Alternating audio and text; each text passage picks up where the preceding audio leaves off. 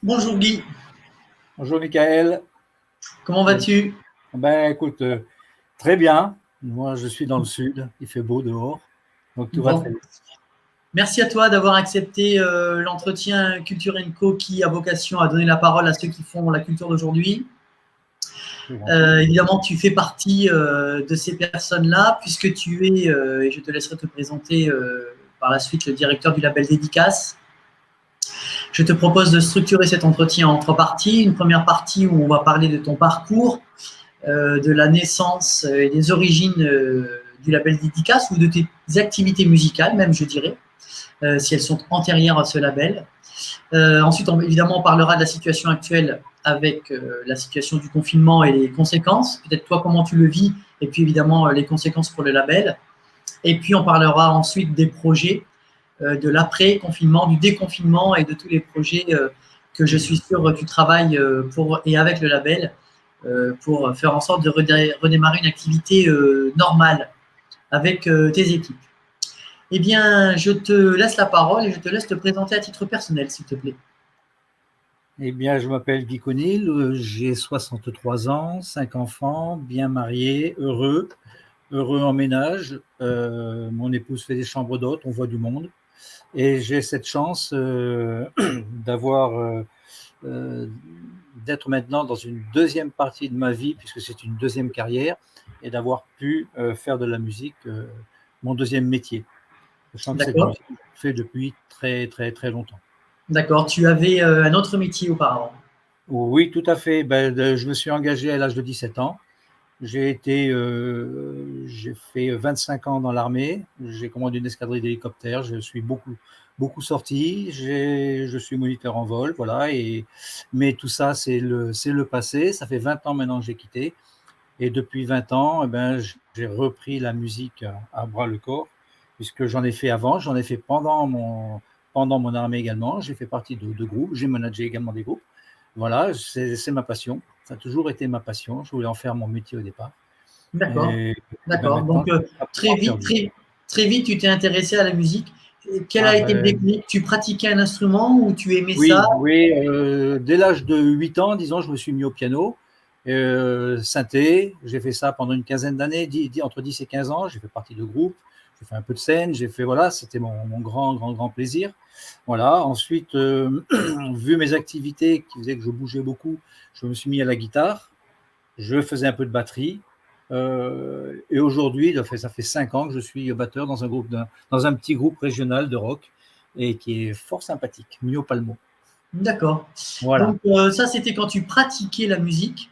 Oui. Qu'est-ce qui a fait qu'un jour tu t'es dit je vais passer backstage, on va dire, enfin de l'autre côté du miroir, de la barrière, et que tu as voulu prendre en charge, on va dire, plus le côté organisationnel, administratif, on rentrera plus dans le détail après. C'était oui.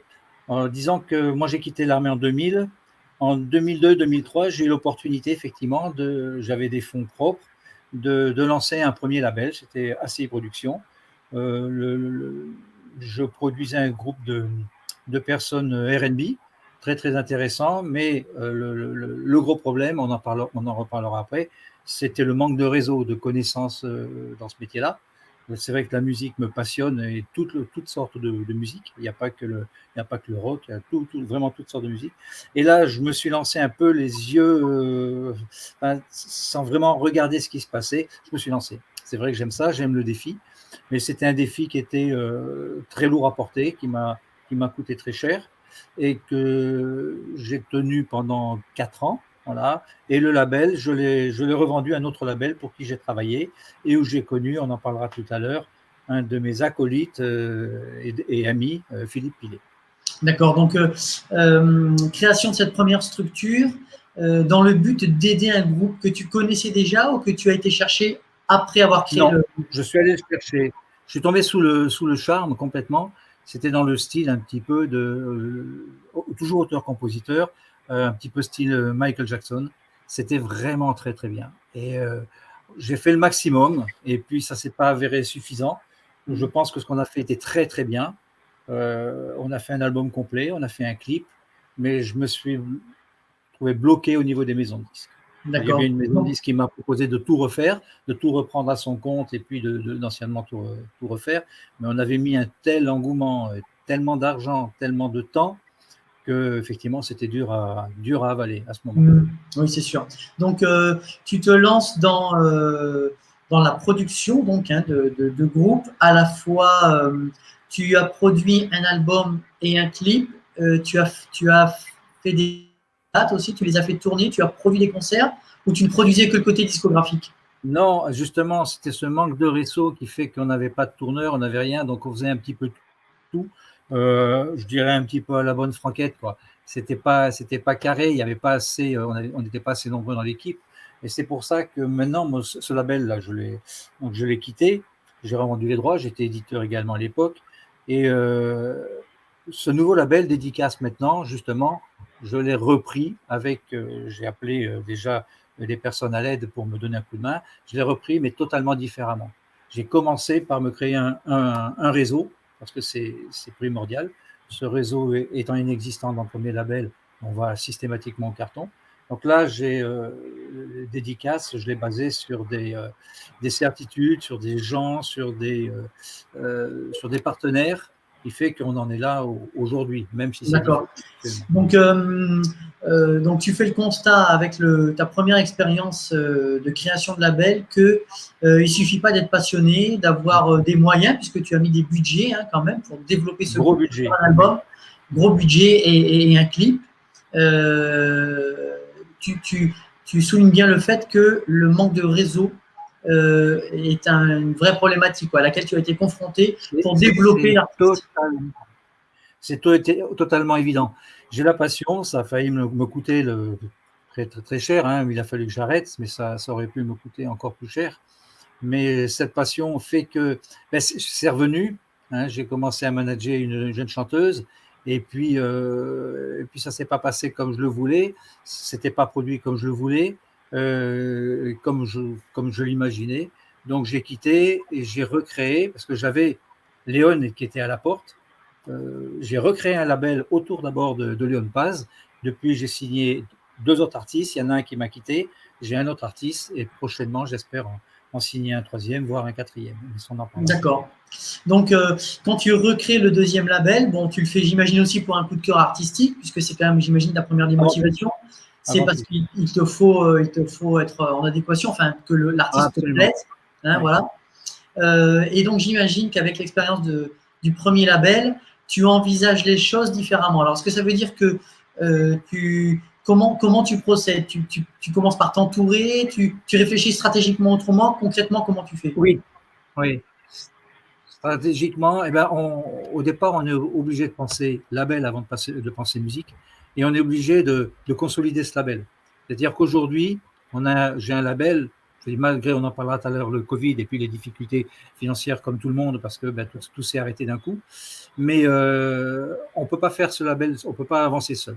Moi, j'ai déjà quelqu'un, on est éditeur, on est entreprise de spectacle avec la licence, on est affilié au SNES, on est adhérent au PAM, au CNM, et tout ça, on a fait effectivement, on a fait en sorte d'être entouré. Je dirais avant tout, moi, le SNES, au départ, je ne m'imaginais pas rentrer dans un syndicat. Le SNES, le Syndicat national des entrepreneurs du spectacle, c'est une aide, mais énorme pour nous. Toujours présent, toujours là, toujours. Bon, mais ça déjà, d'emblée, je ne l'avais pas au premier.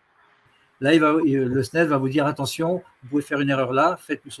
Il nous dirige pendant le Covid, il nous aide dès qu'il y a des problèmes particuliers. Ils sont toujours là. Ils sont là pour nous aider. C'est des gens qui s'y connaissent. Ils sont là pour nous former. J'ai suivi des formations chez eux le travail du label. On va suivre d'autres formations. Ils sont toujours présents, ils sont toujours à notre écoute, ils sont au MIDEM, ils sont au MAMA, ils sont dans tous les grands organismes musicaux, culturels. Et franchement, on se sent beaucoup moins seul. Beaucoup moins seul. Et on a beaucoup plus de capacité, parce que si on oublie quelque chose, ils sont là pour nous le rappeler. D'accord, donc tu fais des démarches volontaires dès le début de la création du label, à la fois pour t'en tirer, j'imagine, t'entourer avec des personnes autour de toi avec qui tu travailles. Oui.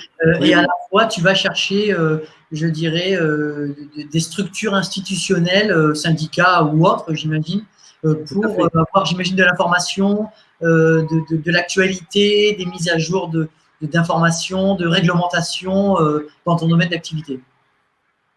C'est ça. Donc, en réglementation, ça va, j'avais eu le temps de me pencher sur pas mal de choses avec mon premier label, donc pour voir ce qu'on peut faire, ce qu'on ne peut pas faire, ce que c'est que les contrats de production, etc. Et là, dès le départ, j'ai demandé à Philippe Pillet, que j'avais connu chez DBA Productions quand j'avais revendu mon premier label. Je lui ai dit, écoute, on s'entend bien, on se connaît, voilà, je vais recréer un label autour de Léon Page, je te fais écouter, tu vas me dire ce que tu en penses. J'ouvre un label si tu viens travailler avec moi. Et Philippe était en fait effectivement mon bras droit, mais il a travaillé à la Warner, il connaît beaucoup d'artistes, il connaît beaucoup de monde, il a toujours noyé un peu dans ce milieu-là. Et donc pour moi, j'étais pas seul, c'était déjà quelqu'un qui m'apportait une partie de réseau, c'était connaissances. Je disais, c'était un petit peu mon technicien, voilà. Parce qu'il n'y a pas que la passion, il faut la passion effectivement, je l'ai à fond, mais ce côté technique et ce côté réseau me manquant, il fallait absolument que dès le départ, j'ai quelqu'un qui m'épaule. Alors, lorsque tu commences à travailler avec ton premier artiste de ce label dédicace, en l'occurrence Léon Paz, quelle direction tu prends? Comment tu travailles? Quelles sont tes directives? Comment tu travailles avec l'artiste? Comment vous décidez? Enfin, voilà, ton objectif, c'est de dire on va te faire un album, on va te faire un clip, on va te faire tourner. Quelle direction tu prends et comment tu t'y prends? C'est allé un petit peu lentement au départ parce que la montée en puissance du label, c'est pareil, il faut du temps. Il faut du temps pour rencontrer les gens. Il faut des certitudes avant de parler d'album, avant de parler d'enregistrement, de parler de distribution, etc. Il faut des certitudes par rapport à l'artiste. Donc, j'ai un petit peu testé Léon. C'est vrai que la première fois que j'ai écouté ce qu'on m'a proposé, c'était même pas lui qui me le proposait. J'ai craqué, j'ai complètement craqué. Le premier titre, j'ai fait waouh, mais c'est tout ce que j'aime. Donc j'en ai écouté un deuxième, un troisième, un quatrième, et il avait une quarantaine de titres à lui. Il avait 18 ans, même pas encore, ouais, s'il venait d'avoir 18 ans. Il avait une quarantaine de titres, et je ne savais pas lequel je préférais. C'était vraiment dans le style. Mais il y avait encore des choses à voir, il y avait encore pas mal de choses au niveau de la voix. Donc au départ, on a fait des scènes. Je suis allé le voir sur scène aux Nuits Blanches de Flassan. Ils étaient deux avec un guitariste. Et là, j'ai fait waouh, sur scène, c'est un sacré loustic, hein, c'est un sacré artiste. Il m'a fait craquer. Beaucoup de monde est venu me voir ce soir-là pour me dire mais qui c'est ce gars? Parce qu'on ne le connaît pas, il est absolument génial. Et effectivement, je l'ai trouvé complètement génial. Et le soir, quand on a quitté cette scène, j'ai dit écoute, si tu es OK, eh ben, je suis OK, moi, pour te signer un contrat. D'accord. Voilà, on est parti là-dessus. D'accord. Et ensuite, voilà, tu prends quelle direction avec l'artiste? Après, on est parti sur une progression un petit peu normale, c'est-à-dire qu'il a pris des cours de chant, il a travaillé énormément la scène, il a été coaché, il a travaillé pendant 1 an avec tout son système au pied, de looper, etc. Il a beaucoup travaillé. Donc, en fait, ce qu'on voit derrière, là, on voit effectivement, là, il vient, il travaille, il va passer tout à l'heure. C'est une salle que j'ai fait au départ pour lui permettre de travailler, d'être un petit peu en autarcie quand on travaille. Et il est venu tous les jours. J'ai vu ses parents tous les jours, il est venu travailler. Et on a progressé comme ça jusqu'au moment où on a commencé à faire des petites scènes, et puis d'autres, et puis d'autres. Et puis où on a été invité à Paris, au Café Montmartre. Et puis où on m'a dit, mais là, waouh, t'es un sacré artiste. Et puis tout le monde me le disait. Donc on a continué à progresser en s'entourant de personnes qui nous ont fait petit à petit progresser. On a commencé à rencontrer France Bleu, on a rencontré plusieurs radios, Énergie et tout. Ça s'est toujours très très bien passé. Voilà, et les gens sont toujours tombés sous le charme. Alors, tu m'as dit tout à l'heure que lorsque tu as créé Dédicace, tu avais aussi la volonté de t'entourer. Ça veut dire que lorsqu'on travaille avec un artiste, eh ben, il faut faire appel à des studios, il faut faire de la réalisation d'albums, il faut faire du clip, il faut faire des photos, il faut faire peut-être un site, il faut… Voilà, tout ça, ce sont des compétences administratives aussi, juridiques. Ça veut dire que tu t'entoures de gens ou tu fais appel à des compétences de façon ponctuelle. Explique-nous un petit peu comment tu fonctionnes en termes administratifs. Alors au départ, on n'a pas beaucoup de moyens, on ne connaît pas grand monde, on se débrouille chez le système D. Hein. Système D, j'avoue que j'ai une de mes sœurs qui m'a beaucoup aidé dans tout l'administratif. Elle travaillait dans une mairie, elle m'a beaucoup aidé. Marie-France. J'ai mon fils Christophe, lui qui est un fanat de tout ce qui est vidéo, de tout ce qui est musique, de tout. Donc il m'a réalisé 2-3 clips. Et il m'a fait le site internet, parce qu'il est ingénieur informatique, donc le premier site de Léon, c'est lui qui l'a fait. Et voilà, petit à petit, j'ai fait connaissance après d'un ami de Léon qui, lui, avait monté sa boîte de prod de vidéo. Donc, on a de plus en plus travaillé ensemble, Chaussinan, qui fait pas mal de choses, qui a fait son premier clip, et puis qui a fait pas mal d'images et qui fait de la très, très belle image. On a fait une petite tournée dans le nord de la France, il est venu avec nous, tout ce qui est photo, il est toujours présent. C'est un gamin qui est extraordinaire. Voilà. Donc au départ, on a fait avec les moyens du bord.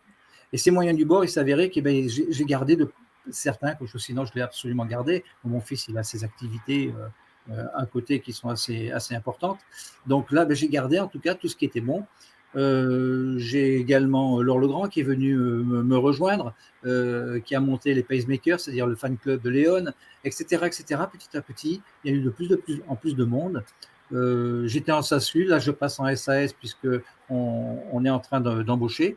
J'espère que ça va se faire très rapidement. Et puis voilà, c'est petit à petit on fait avec les moyens du bord, avec tous les moyens qui nous entourent. Et ces moyens du bord, Philippe m'a permis effectivement, lui étant sur Paris, d'aller beaucoup plus vite, parce qu'étant dans le Var, nous, c'est pas évident, mais étant sur Paris, lui, il a pu avoir les bons rendez-vous. Donc, j'y montais dès qu'il me disait, il y a un rendez-vous, je montais, j'allais voir, on a vu des tourneurs, et on a pu vraiment voir ce qui manquait à Léon, comment le préparer. On a travaillé pendant 2 ans. Ces 2 années nous ont permis de commencer à rentrer dans un premier studio, puis un deuxième.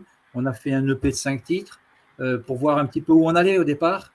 Voilà, ça s'est fait comme ça. Là, il termine son album, mais on ne va pas le présenter en tant qu'album. On va d'abord sortir 2 singles, voire 3 singles de cet album. Et là, j'en parlerai tout à l'heure pour la suite des événements.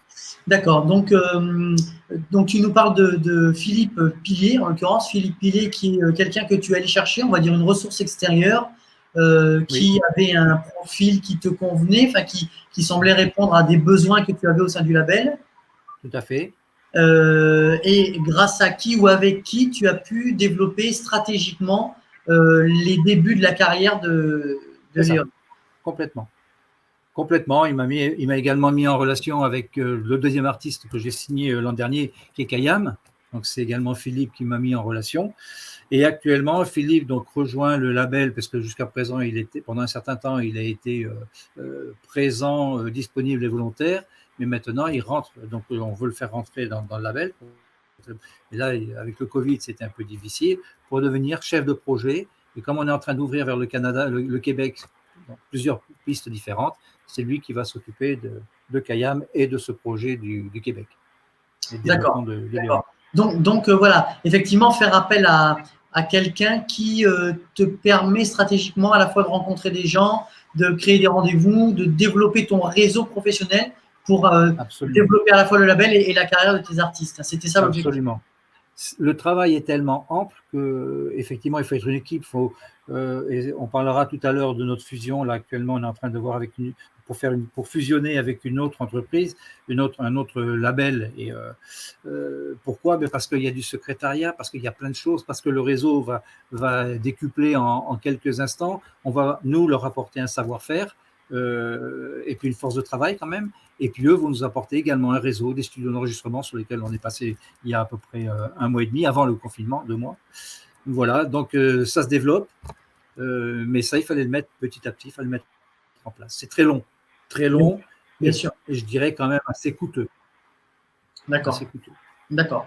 Donc, OK pour la collaboration en interne. Donc ensuite, un travail avec ton premier artiste que tu développes, pour qui tu produis un EP, pour qui tu produis un clip, et puis avec qui tu fais des dates sur scène.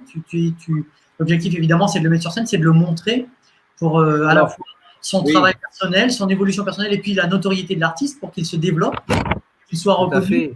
Alors, la difficulté était qu'au départ, Léon avait déjà il avait environ 150 scènes. Hein. Il a vraiment un passé musical extraordinaire.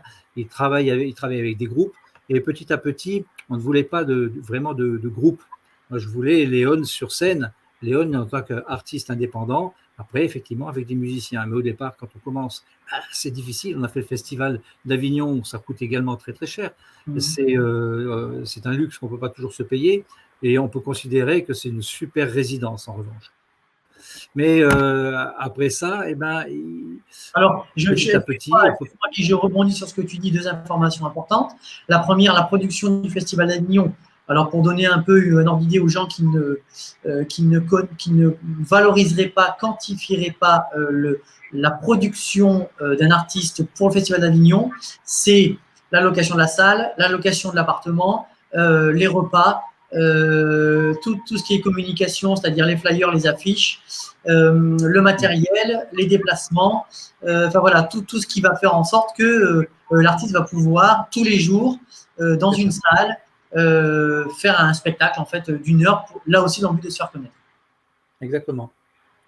Exactement, c'est beaucoup de choses. Et puis là, on a eu la chance, c'est vrai, pour nous, c'est une chance. On a hésité au départ parce qu'on n'était pas encore spécialement prêt. J'ai dit, au pire, si on n'a pas grand monde et qu'on fait pas, on n'a pas beaucoup d'entrées, au moins ça aurait été un mois de scène tous les jours. Il passait sur scène, sauf le lundi, je crois. Voilà, c'est ça.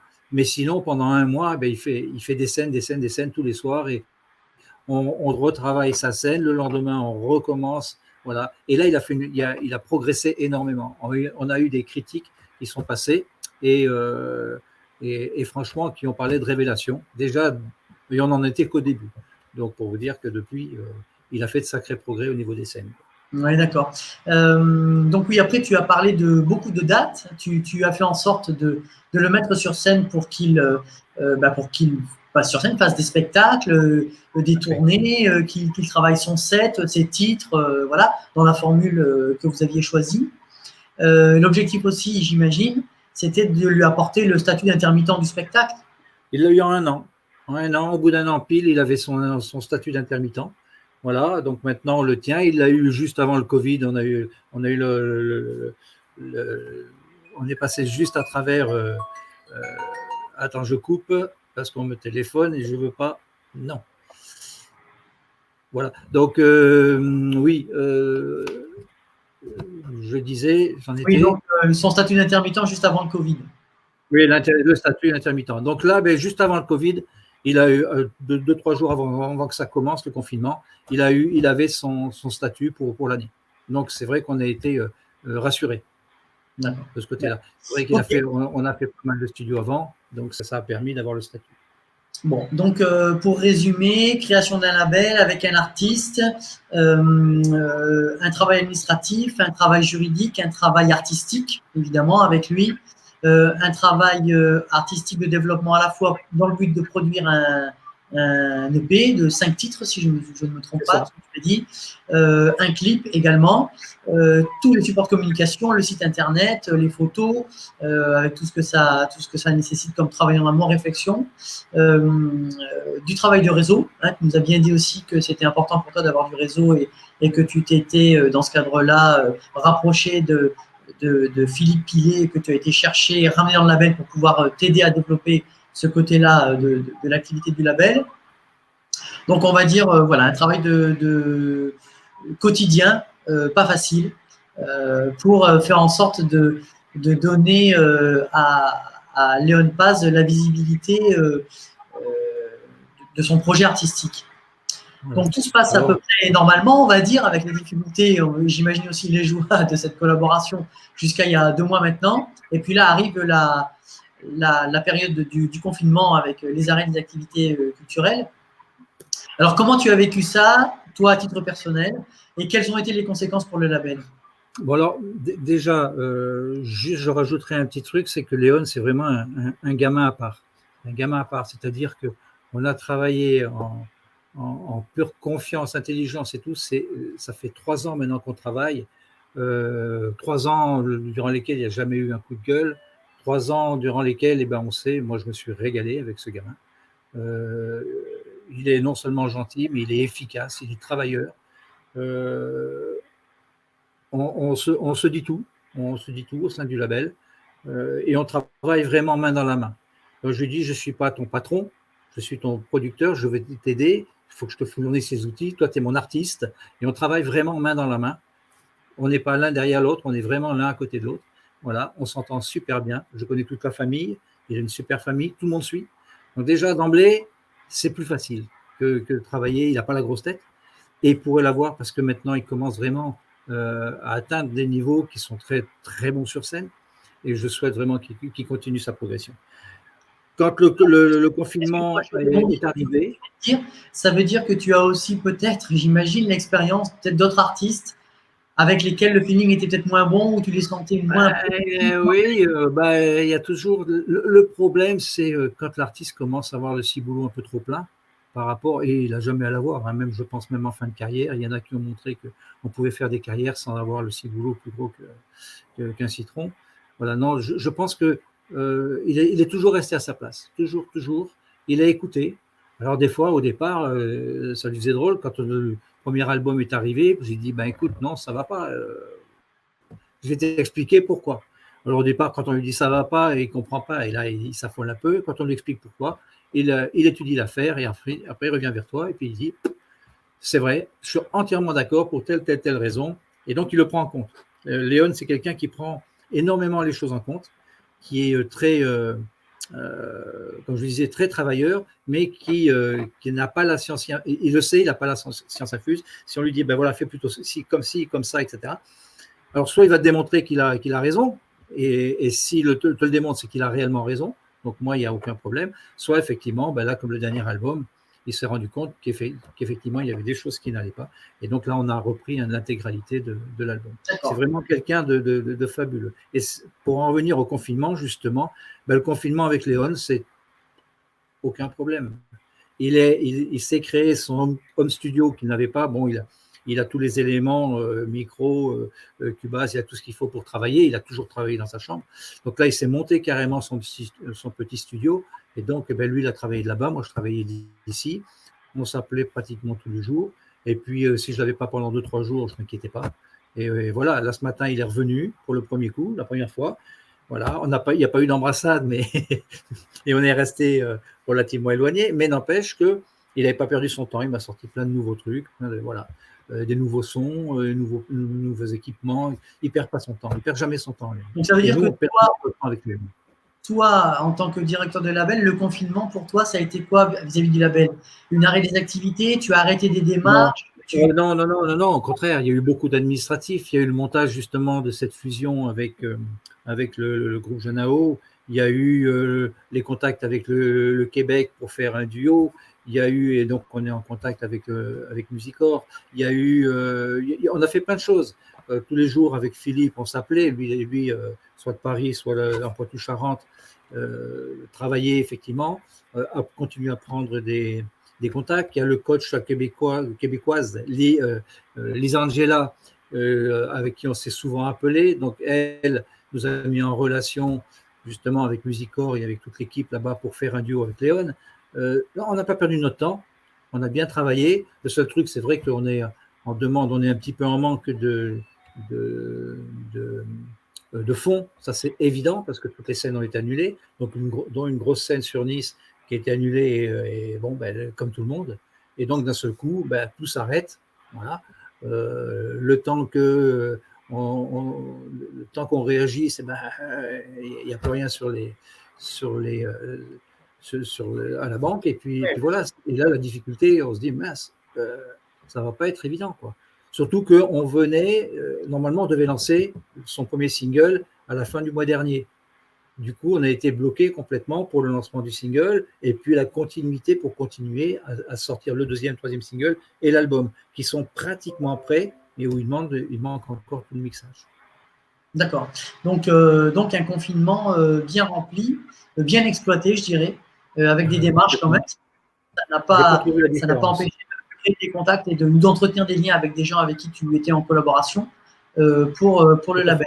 Donc tout à l'heure, tu m'as dit aussi avoir la volonté peut-être de travailler avec d'autres artistes. Oui.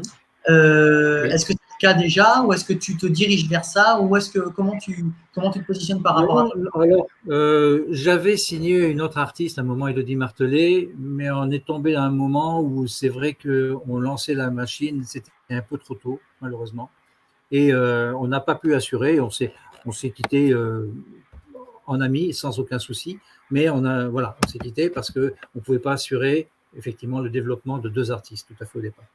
Donc aujourd'hui, on voit un peu mieux parce qu'on arrive, l'album de Kayam est pratiquement terminé. On a fait déjà, toutes les maquettes sont terminées. On va voir effectivement pour ce qui reste à faire en mixage en studio. Léon, on est bien avancé. Donc on voit déjà venir. Et puis cette fusion, je dis si elle se fait parce que vraiment je le souhaite, elle est aux portes de se faire.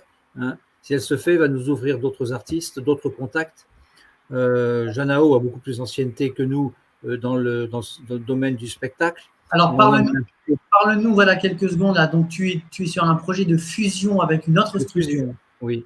C'est-à-dire que voilà, Janao Group qui crée un label. Alors, nous, on est plus anciens en tant que label musical, puisqu'on a déjà 3 ans.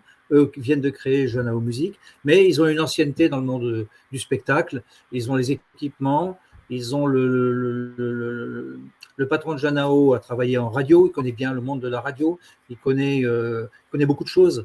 Et son réseau, justement, va se rajouter aux nôtres sans gêner. Il ne va pas y avoir de gêne, il n'y a pas de mise en concurrence, il n'y a rien du tout. On se rend compte que nos réseaux vont se compléter. On va travailler pour eux également dans les demandes, un petit peu les demandes d'aide culturelle. On va travailler pour eux. On a ouvert la porte du Québec, justement, où on pourra en profiter également avec leurs artistes et tout. Ils ont commencé à lancer de nouveaux artistes et nous, on a nos artistes. Alors, chacun sa spécificité. Nous, on travaille uniquement avec des auteurs, compositeurs, interprètes francophones. Voilà, ça, c'est la spécificité de Dédicace. On n'ouvre pas simplement aux interprètes, parce qu'à un moment, il faut faire un choix, parce qu'il y a trop de monde, et parce que je crois vraiment, moi, qu'un auteur, compositeur, interprète, une fois qu'il est lancé, à sa place, il peut créer ses titres, il peut créer, et je trouve que c'est beaucoup plus... voilà, ça correspond mieux à mon état d'esprit. D'accord. Ok. Voilà. Donc des projets pour l'après, on va dire. On est là en période de déconfinement.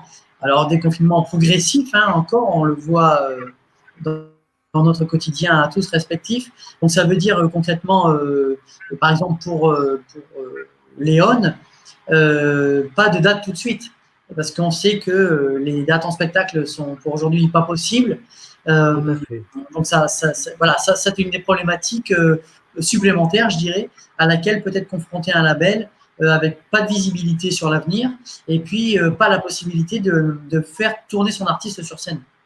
C'est évident. Donc là, actuellement, il a beaucoup travaillé, parce qu'il faut tout travailler, il a beaucoup travaillé sur les réseaux sociaux, il fait des rendez-vous tous les vendredis, il va chercher, j'aime beaucoup, parce qu'il aime bien se mettre en danger, donc il va chercher des artistes extérieurs, ça peut être violoniste, ça peut être chanteur, ça peut être rappeur, ça peut être n'importe qui, et il y avait une petite violoniste qui venait, je crois, de Bordeaux, il est allé aussi avec... Enfin, et tous les vendredis, il nous sort un duo qu'il a monté chez lui avec quelqu'un qu'il ne connaissait pas. Et ça lui permet, lui, de se faire connaître, de continuer les contacts, de les multiplier, et puis d'aller chercher un petit peu au-delà du Var, au-delà des gens qui sont très, très proches. Et je trouve que c'est une très, très bonne école. Voilà, il aime bien se mettre en danger, il aime bien tenter des choses qui sont déjà des fois pas très, qui sont des fois risquées. Et puis il y va. Une fois qu'il est parti, il est parti. Voilà. C'est un gamin qui n'a pratiquement jamais non. Bon, ok. Donc la volonté de travailler avec d'autres artistes, tu l'as dit, donc de développer le label, la fusion avec une nouvelle structure. Donc, ça fait des bons projets pour l'avenir. Comment, toi, tu envisages tout ça? Tu espères embaucher, tu m'as dit, en tout cas, essayer de développer ton label, puisque tu m'as parlé d'un changement de statut sur la structure. Comment tu envisages un peu le futur avec d'autres artistes? Enfin, comment tu travailles ce travail-là? Tu espères le développer? Alors déjà, le fait de maintenant d'avoir 3 ans, on s'est renforcé.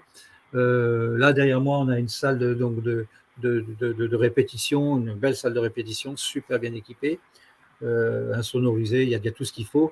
De plus en plus, j'ai des artistes régionaux, des artistes aussi bien professionnels qu'amateurs. On fait également pour les gamins, on les invite, ils viennent jouer de la guitare électrique, du machin, de la batterie, etc. On a tout ce qu'il faut pour petit à petit entraîner les gens. Donc ça, c'est déjà un plus, c'est-à-dire qu'on s'ouvre vers l'extérieur en parallèle à notre production pure. Voilà. Si on découvre au passage, si on découvre quelqu'un, on va la suivre. Voilà, dernièrement, j'ai découvert une petite jeune qui était assez fabuleuse. Elle a fait un duo avec Léon, donc je vais la suivre. Je ne vais pas la produire, c'est pas du tout le cas, mais la suivre, l'aider. Si elle a besoin d'un truc, on va lui donner. J'aime bien effectivement. On ne parle pas royalties tout de suite, et peut-être qu'on n'en parlera jamais avec certains musiciens, mais ça fait partie de notre rôle d'aider des gens qui galèrent depuis très longtemps, alors qu'ils ont un potentiel extraordinaire, mais ils n'ont pas les moyens. Donc là, on essaie effectivement, Dédicace essaie de participer à ça. Et après, effectivement, on fait donc des rencontres, on a fait des showcases, on fait beaucoup de scènes communes avec d'autres artistes. On essaie de multiplier les rencontres. Ça, pour moi, c'est hyper important. Voilà. Et après, on ira le plus loin possible jusqu'où on pourra aller pour Léon. On n'a ni la science infuse, on n'a pas moi, je ne peux pas promettre à Léon, mais ce que je peux lui promettre, c'est qu'on fera tout pour qu'il réussisse. Maintenant, ça dépendra de lui, ça dépendra peut-être un moment, un petit coup de chance, voilà, qu'il soit également repéré. Moi, je n'essaie pas de le garder absolument dans mon escarcelle. J'essaie de faire tout ce que je peux pour que Léon avance. Et prochainement, j'espère, pour 1, voire 2 artistes supplémentaires. Ça, on va en parler avec Janao. On va mettre nos connaissances en commun et puis on va essayer de faire le choix d'artistes qui vaillent le coup de se battre pour eux.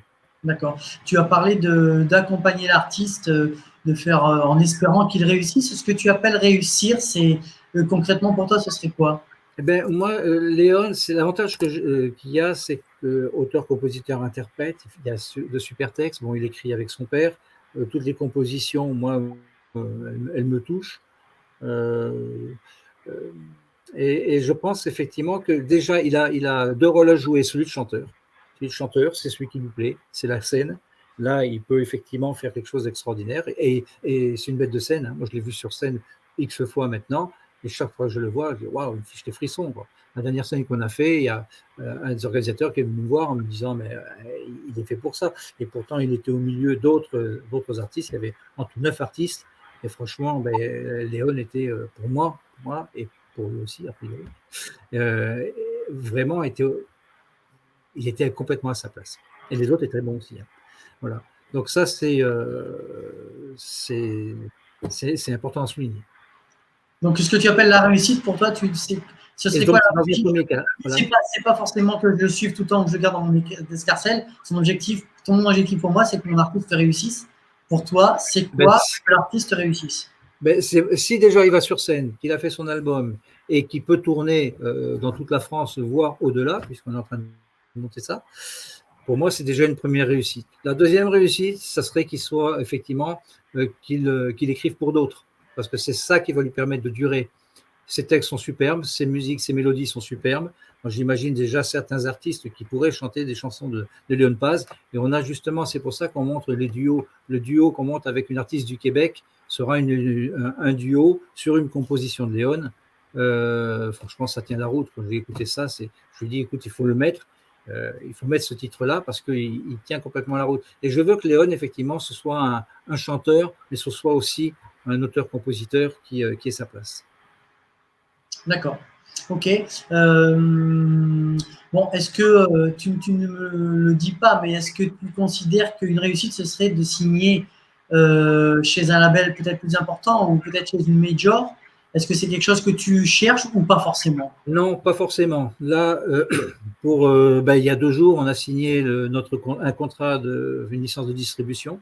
Donc, ça permet au label d'avoir une allonge beaucoup plus importante que ce qu'on avait jusqu'à présent. Ça, c'est un résultat de la fusion, puisque c'est grâce à Janao qu'on a pu signer cet accord de distribution.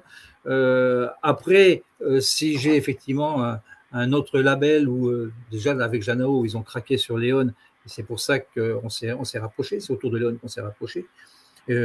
Après, ça sera une décision commune avec Janao pour savoir où est-ce qu'on peut et comment on peut amener Léon le plus loin possible, l'accompagner le plus loin possible, jusqu'où il peut aller. Je pense qu'il n'a pas encore tout donné, il y a encore tellement de choses à dire, tellement de choses à faire, voilà. Eux l'ont vu, c'était Janao, pour la petite histoire, qui avait organisé Talent Sud Énergie.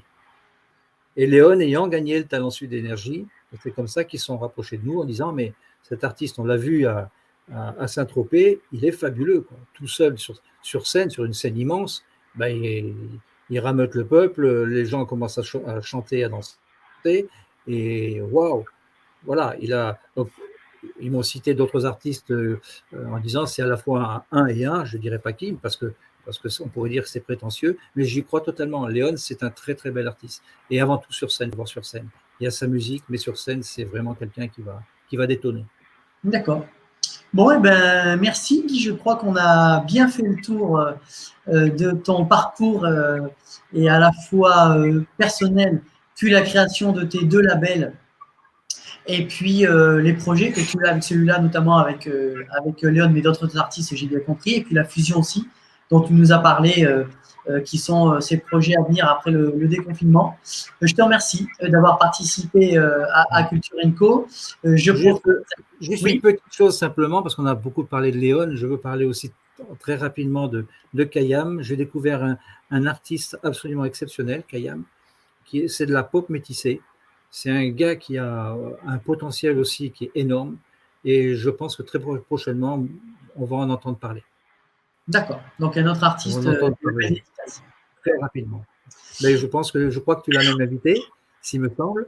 Je dis rien, mais c'est vraiment un très très bel artiste et qui fait déjà beaucoup de scènes. Je crois qu'il est à 300-400 scènes dans le nord de la France, Poitou-Charentes, La Rochelle, et il a déjà un sacré fan club. Voilà, ok. très bel artiste. Voilà. Bel artiste aussi à venir. Voilà. En tout cas, merci de m'avoir invité. Merci Mickaël de m'avoir invité. C'était intéressant d'entendre le discours d'un directeur de label avec son parcours, les difficultés, les projets, le fonctionnement, voilà comment la notion de réseau aussi, on l'a compris, qui est importante dans le cadre de la réussite. Je profite pour ceux qui nous suivent pour leur annoncer que demain ce sera l'interview de Jérém Rache, un artiste aussi. Mercredi, nous aurons Stéphane Rival, le directeur de la Manufacture Chanson, qui est une structure de formation à Paris. Jeudi, nous aurons la structure LOL Événement, qui est une structure événementielle, une création d'événements. Et nous finirons la semaine vendredi 29 avec Karine Liachenko, une chanteuse, actrice qui est aussi en région parisienne. Encore merci à toi, Guy. Je te souhaite une bonne continuation et puis j'espère à très bientôt. Merci. Au revoir.